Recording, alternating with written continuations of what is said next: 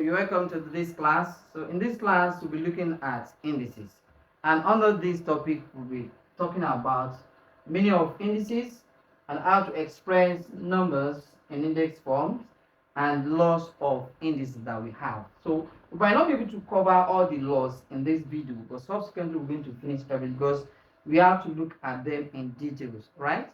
So when we talk about indices is like writing something in a smallest way. We want to express something that a number that is very big, we want to express it small.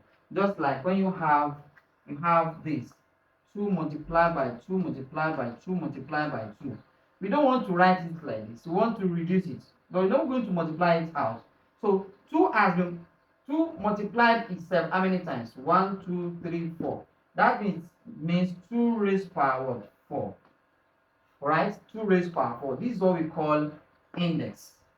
Right? So indices is a plural of the word index. So here,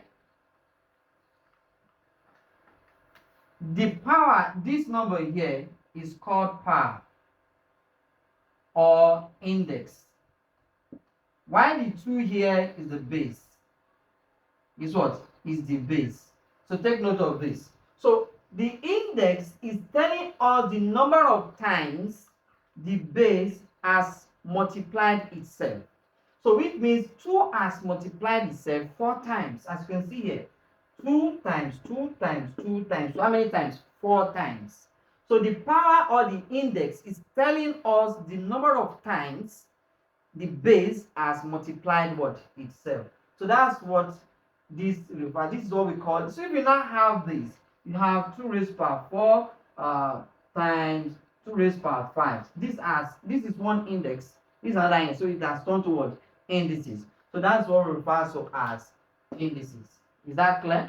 So move to how do we express number in index form. So it's expressing numbers in index form. So let's look at this example to do that. So express 81 in index form. In index form. So how do we do this? So what we're expected to do is to express it, find a small number and express multiply by itself several times. So what are we going to do? So when you have this kind of question, what you expect to do is this. So as if you want to express as product of its prime factors. So we start, that's 81. 81. So what can divide 81 here is what? Is 3. No other number that can divide is 3. So 3 in 81, that is what? 27. 3 in 27, that is 9. 3 in 9, that is 3. 3 in 3, 1. So that means 81 is equal to 3 multiplied by 3 multiplied by 3 multiplied by what? 3. But we're not going to stop here, but you ask us to express in index form. So 3 has multiplied itself how many times? 4 times. So in that case, it should be 3 raised power what? 4. So we have expressed it in what? In index form. So the next is now to look at the laws of indices in details. So laws of indices. You want to look at laws that guides indices. So when we have 2 or more indices and you want to operate them, so there are laws that to follow. So the first one we're going to look at is multiplication law. So under this one, I'll use this one to generalize to find the law.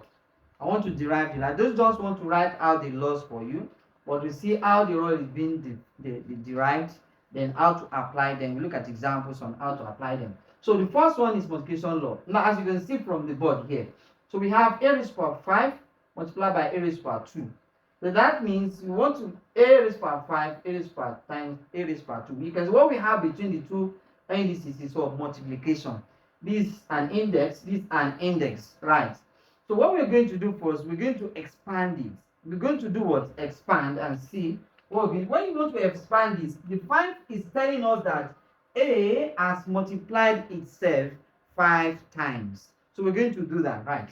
So that's going to have a multiplied by a multiplied by a multiplied by a multiplied by what? A. That's the first part, which is a raised power 5. Then multiplied by a raised power 2, which means a has multiplied itself by how many times? 2 times. That will be a multiplied by what? A. You can see what we have here. Everything is what? Multiplication. So how many A's? We want to return it to what? Indices. Everything here. So 1, 2, 3, 4, 5, 6, 7. So A has multiplied by itself how many times now? That is 7 times. So that would be A raised by what? 7. Is that clear? So that means that A raised by 5 times A raised by 2 equals what? So if we don't want to go through this law we're going to follow. So you can see it's just like 5 has been added to what? 2. That means A raised by 5 times A raised by 2. That would be what? A raised by 5 plus 2, which is equal to what? A raised by 7. Because this is straightforward. So in general, in general, a raised by n multiplied by a raised by m equals what? A raised by m. Since what you have between the two indices is multiplication, you add the parts or you add the indices. So that means n plus what? M. That is the rule now. This is the rule. So when what you have there is what? Multiplication, you add the parts together. That gives you your answer. Let's now look at examples. So we have these examples. So simplify the following. So you have to solve this. So what are we going to do? The same process. So we're going to add the first one solution. So first one, we have 10 raised by 2 multiplied by 10 raised by 3, right? So 10 raised by 2, you can see the base are the same. The base are the same. The base is 10, the base is what? Is also what? 10. So in that case, and we have multiplication between the two indices. What we're going to do, we add the parts. That means we pick the base, that is 10 raised by 2 plus what? 3. So which gives us 10 raised by what? 5. Answer straight. So that's we've simplified this. You can, if you ask to solve for that, you can solve for that. Exactly. So that means this is what? 10 raised by 5, that's 5 zeros, 100,000. Is that clear? Good. So the second aspect, which is number 2 here, we have 5x raised by 3 multiplied by 2x raised by 4. Now, if this is quite different from the first one, you have to be very careful here. You have to be very, very careful here.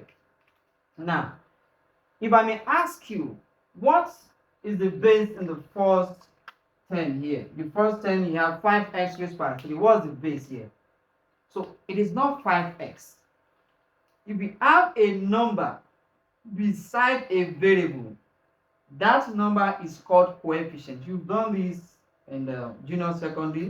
If you are still in junior secondary, in GS2, but I've done this before this topic when you were doing algebra, right? Algebraic expression, terms. You've treated that. So 5 is a coefficient here. 2 is also a coefficient, but the base here is what? X, because the base will be either the number or the variable carrying the power or the index. So the term or the variable or the number carrying the power is the base. So in this case, 5 is not the one carrying the 3, it is x that is carrying 3.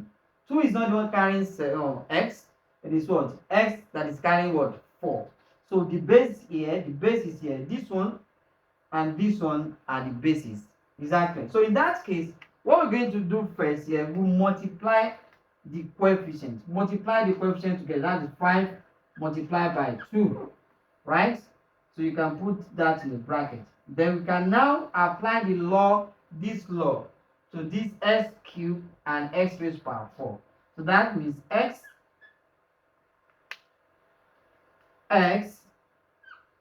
raised by 3 plus 4. So we just pick one of the bases, which is x. The same thing, put the base, then add the parts together. So this will give us 10x raised by 7. You can see this is very straightforward. Very straightforward. It is not that hard at all. So that is the first law of indices, which is multiplication law. So we move to the next one. So this one is division law. So under division law, let's look at this.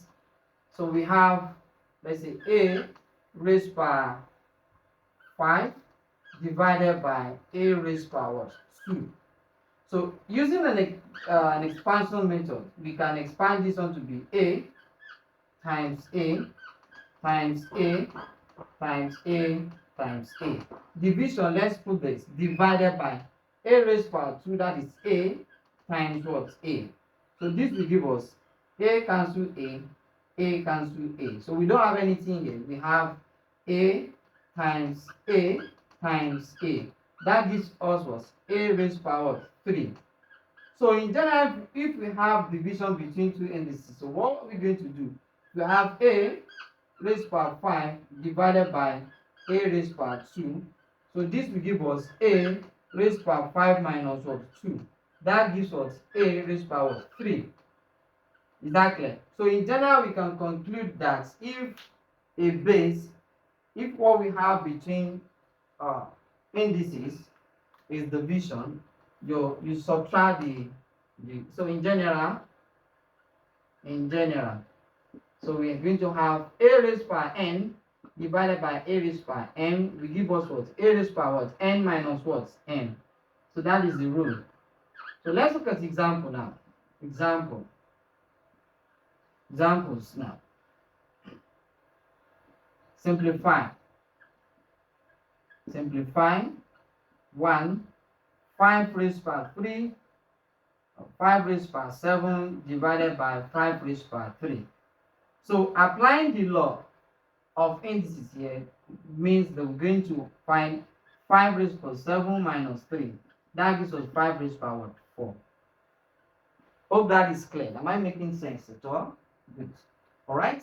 So next one we have 18 y raised by 6 divided by 6y raised by 2. So we have this. So just like the one we just finished now. So 18 here is a coefficient of y. Y6 here is y raised by 6. Y6 is the coefficient of what? Y squared. So in this case, 18 is not the one, it's not the base, and also 6 is not the base. So the base here is what? Y. So in that case, we just perform the operation between the two coefficients. So which is 18 divided by what? 6. Then y raised power 6 minus what? 2. So 18 divided by 6 gives what? 3. Now the 3y raised power 6 minus 2, 4. I hope this is clear. Very clear. Alright, good.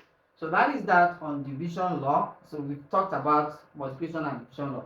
So let's move to the next one.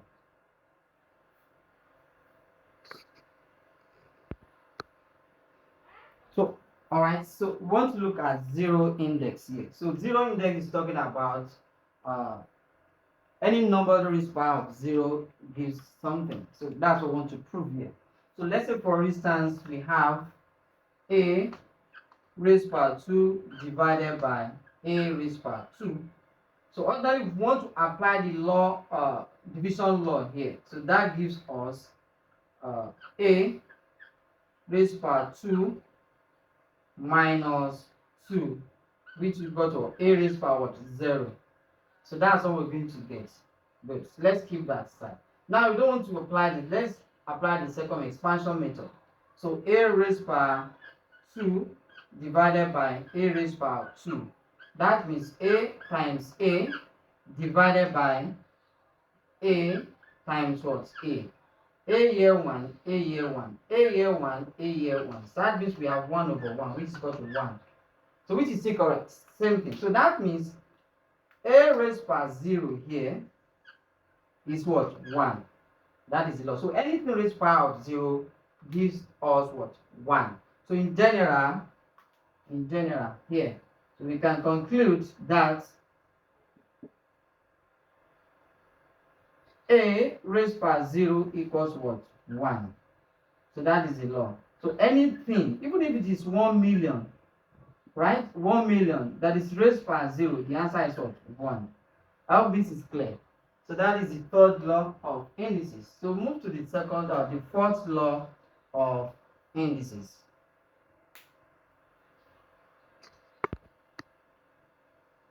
So all right, the next one, which is the fourth one, and this one we're going to stop. So negative index.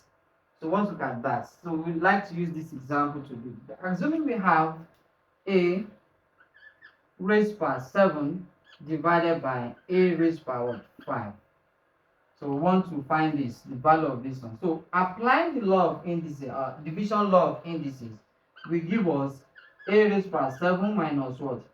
Sorry, let this one be 2. 2.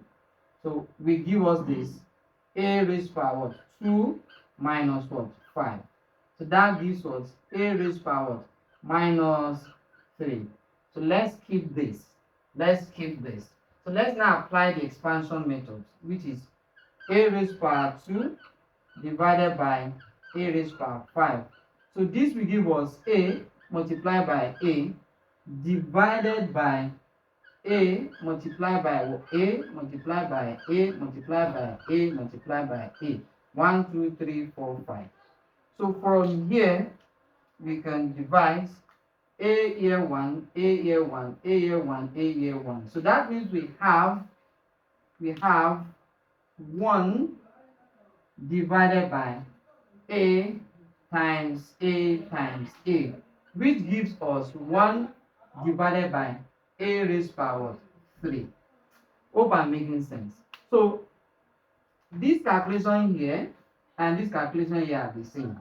So we can conclude that a raised by minus 3 equals to 1 divided by what? A raised by 3. So that means that when you have a negative index, so this is negative index, that is the power. Negative index means that the power is negative. So what you are expected to do is to change it to this fraction.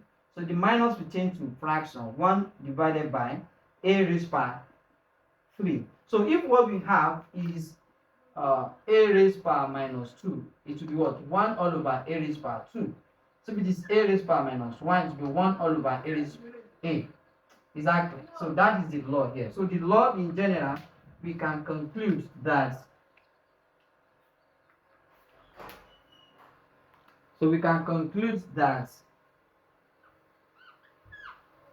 so anything raised by negative a raised by minus n will give us 1 all over a raised by what? N. Hope that is clear. So that is what we call negative what? Negative index. Is that clear? So we now look at example. We look at examples now. Look at examples. We have these examples now to look at. So simplify the following. So the first one is 7 a raised by minus 2. And the second one is 2 raised by 4 multiplied by 1 over 8 raised by minus 1, everything raised by minus 1. While the last one is t raised by minus 4 multiplied by t raised by 2 multiplied by t. So in this case, let's have the first one. So we have that is 7 a raised by minus 2. So as you can see, 7 is not going to carry the power. So that will be 7 multiplied by. So applying this rule here, so this will turn to 1 all over a raised by what? 2. So this is over 1. Anything when you have a whole number, it's divided by what is divided by 1. So in that case, we're going to have 7 times 1, that is 7, divided by what? A raised by what? 2. So that is the answer there. So the second one, we can simplify further here because 8 cannot by 7, right? So the second one is 2 raised by 4 multiplied by 1 all over 8, everything raised by minus 1. So here we want to simplify this one. This is 2 raised by 4, right? Multiplied by this. This is negative index here. So we change it. That will be 1 all over 8. And that gives what? So this will give us 2 raised by 4 multiplied by, that is 1 divided by, let me simplify it for you, 1 divided by 1 all over 8. So that is 2 raised by 4 times 1. So we change this division to times. Then we flip the next fraction. We flip the next fraction, which is what? 8 over 1. So that means it is 2 raised by 4 multiplied by 1 multiplied by what? 8. So 8 here, we can change 8 to express it as index or indices, right? So let's express it as uh, to the simplest form. So that means 2 raised to power 4, 2 raised to power 4 here, multiplied by, multiplied by 1 is everything. So we don't need this one. This one, 8, will give us 2 raised to power what? 3. That is, when you have this 8, 2 here, 4, 2 here, 2, 2 here, 1. That's 2 raised to power. So in this case, we can have 2 raised to power 4 plus 3. Final answer of what? 2 raised to power 7. I hope I'm not too fast here. Hmm? So, so that is how to simplify this. You can just go through it from beginning to the end. So you can reverse the video just to watch this part very so I can get it right. So the third one, which is this. So let me do the third one. Start from here. The third one, which is c raised to power. So here, what we're going to do, we're going to express this one again. We express as this one. So this will be what? 1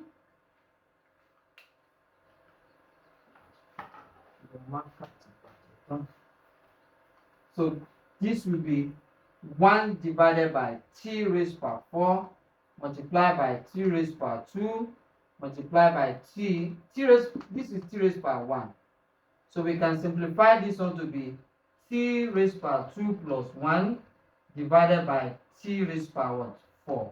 So this will give us t raised to power 3 divided by t raised to power 4. So applying the law of indices here, so this will be t raised to power 3 minus what? 4, right? And that gives us t raised to power minus what? 1. And that will give us our final answer to be what? 1 all over what? T will be our final answer in this case. I hope this is clear to you. So because of the length of the video, I'll stop here. I'll continue the laws of indices in the next video. So which is look at other laws, the remaining part of the laws that we have. So that's the end of it today. So thank you very much for your attention. And if you are new to this channel, don't forget to subscribe and turn on your notification bell so that anytime I release invaluable videos like this, you'll be able to get notification and watch it on time. So thank you very much, and we'll meet in the next video. Bye for now.